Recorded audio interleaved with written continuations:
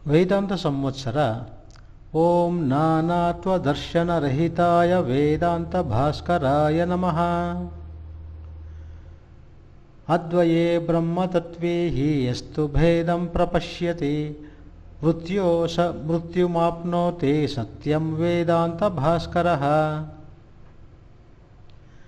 ಅದ್ವಯವಾದ ಪರಬ್ರಹ್ಮದಲ್ಲಿ ಭೇದವನ್ನು ಸತ್ಯವಾಗಿ ಕಾಣುವವನು ಮೃತ್ಯುವಿನ ಮೇಲೆ ಮೃತ್ಯುವನ್ನು ಹೊಂದುತ್ತಾನೆ. ಡಿಸೆಂಬರ್ 7. ಭೇದ ದರ್ಶನದಿಂದ ಎಂಥ ಅನರ್ಥ.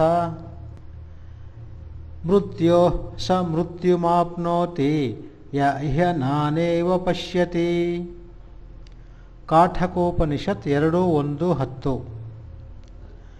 ಯಾವನು ಈ ಆತ್ಮನಲ್ಲಿ ಭೇದವಿರುವಂತೆ ಕಾಣುತ್ತಾನೆಯೋ ಅಂಥವರು ಮೃತ್ಯುವಿನ ಮೇಲೆ ಮೃತ್ಯುವನ್ನು ಪಡೆಯುತ್ತಾನೆ.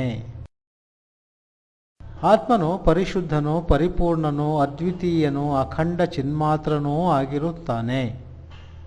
ಈ ಆತ್ಮನಲ್ಲಿ ಎಳ್ಳಷ್ಟು ವಿಭಾಗವಿಲ್ಲ, ಸ್ವಲ್ಪವೂ ಭೇದವಿಲ್ಲ. ಹೀಗೆ ತಿಳಿದವನೇ ಆತ್ಮಜ್ಞಾನಿಯು. ಇವನಿಗೆ ಜನ್ಮವೂ ಇಲ್ಲ, ಮರಣವೂ ಇಲ್ಲ, ಜನ್ಮಾಂತರವಂತೂ ಇಲ್ಲವೇ ಇಲ್ಲ.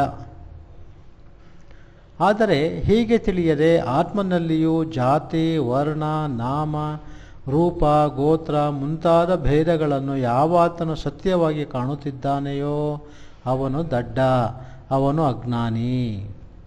ಇಂತಹ ಅಜ್ಞಾನಕ್ಕೆ ಆಗುವ ಫಲವೇನು ಗೊತ್ತೇ ಎಂದರೆ ಅದಕ್ಕೆ ನೇರವಾದ ಉತ್ತರ ಮೃತ್ಯುವಿನ ಮೇಲೆ ಮೃತ್ಯು.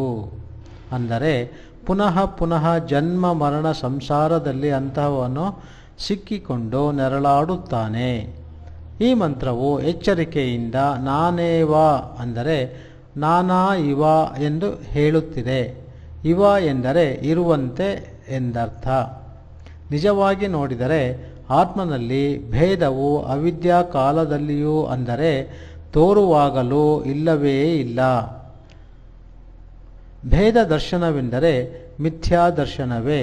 ಭೇದ ದರ್ಶನದಿಂದ ಅನರ್ಥಗಳು ಉಂಟಾಗುತ್ತಿರುತ್ತವೆ. ಓಂ ಶಾಂತಿ ಶಾಂತಿ ಶಾಂತಿ.